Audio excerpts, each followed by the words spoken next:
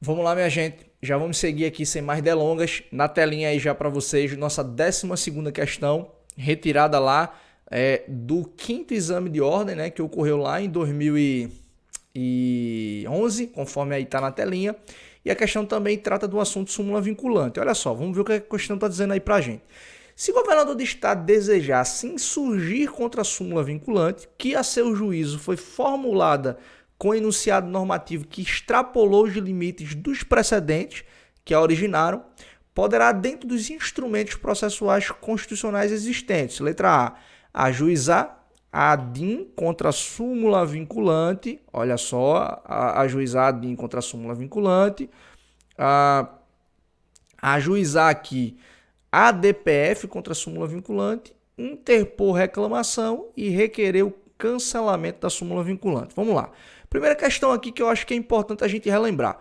O governador do estado, conforme a gente se recorda, ele é o que, pessoal? Ele é legitimado para propor uma ação direta de inconstitucionalidade, bem como ele está lá, ó, no artigo 3º, olha aqui, no artigo 3º da Lei 11.417 de 2006, que é a lei que regulamenta, né, esse procedimento aqui da súmula vinculante. Então você encontra, né, aqui nesse rol o governador do estado como o legitimado, como um dos legitimados. Olha aqui, ó, no inciso 10. Então o governador ele pode propor o quê? Ele pode propor tranquilamente a edição, ele pode propor a revisão e ele pode propor o cancelamento. Conforme eu falei no vídeo anterior, a jurisprudência do Supremo Tribunal Federal diz basicamente o quê? Aquele que é legitimado para propor a ação direta de inconstitucionalidade, que por sua vez também é legitimado para propor uma ação direta de inconstitucionalidade, ou seja, a gente viu na aula passada que há uma diferença, né? Os tribunais superiores, os tribunais locais e o defensor público geral da União pode propor um enunciado, um cancelamento ou a revisão de uma súmula vinculante, mas basicamente se assemelham os rolos. Então veja, se eu posso propor o cancelamento da súmula vinculante, eu não posso propor uma ação direta, perfeito? Então, ó, não é aqui a resposta, a letra A não é a nossa resposta, eu não vou ajuizar uma DPF, a reclamação, conforme vocês se recordam, ela é proposta exatamente quando se descumpre o enunciado da súmula vinculante. Então, como o governador é legitimado para propor a DIN, também é legitimado lá para propor, né, segundo o artigo 3º, a revisão, o cancelamento ou ainda, né, a edição de um enunciado de súmula vinculante, é a letra D, que é a nossa resposta aqui, tá? Ele pode requerer o cancelamento da súmula vinculante se ele não concorda com aquele enunciado, perfeito? Então, letra D é a resposta da nossa 12ª questão.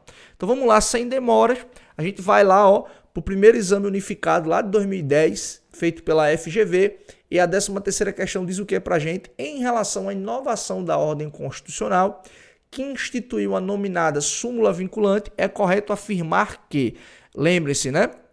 A súmula vinculante ela foi criada com o advento da emenda constitucional 45 de 2004, tá? Então, a súmula vinculante aqui, ó, ela foi criada pela emenda constitucional 45 de 2004, tá? Então, foi uma emenda muito conhecida, a famosa emenda de reforma do Poder Judiciário, criou a ICNJ, criou repercussão geral, recurso extraordinário, enfim, é uma emenda bem conhecida, bastante estudada, e foi ela quem criou aí a súmula vinculante. Então, olha só, em relação à inovação da ordem constitucional, que instituiu a nominada súmula vinculante, é correto afirmar que somente tribunais superiores podem editá-la.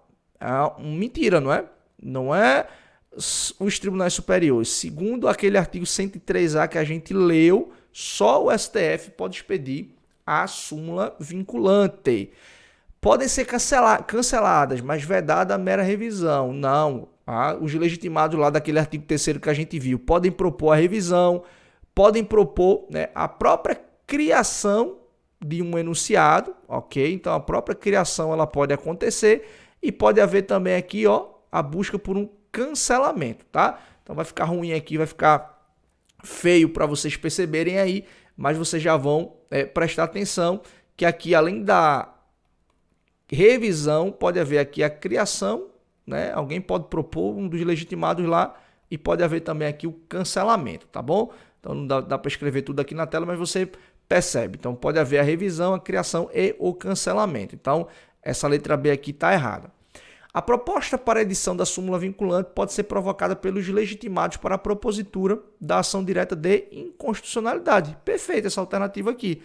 Quem pode propor a DIN pode propor também o enunciado de súmula vinculante, o cancelamento ou a sua revisão. Perfeito?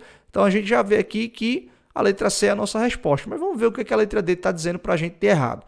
Desde que haja reiteradas decisões sobre matéria constitucional, o Supremo Tribunal Federal poderá, de ofício ou por provocação, perfeito, aprovar a súmula mediante decisão de maioria absoluta dos seus membros. Olha só o que está errado aqui, é exatamente a parte final da questão, dizendo que é decisão de maioria absoluta.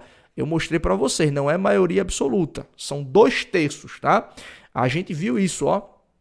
Olha só aqui, falei, preste atenção, porque as questões costumam, né, mudar isso daqui. Então, olha aqui, ó.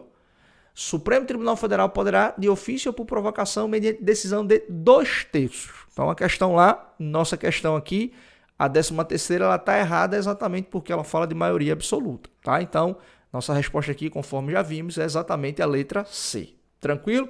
Então, olha só, duas questões aqui rápidas, bem interessantes para a gente identificar como é que se aplica o conhecimento da súmula vinculante. Então, no próximo vídeo, a gente continua respondendo questões aqui sobre o controle de constitucionalidade. Muito obrigado mais uma vez pela presença de vocês.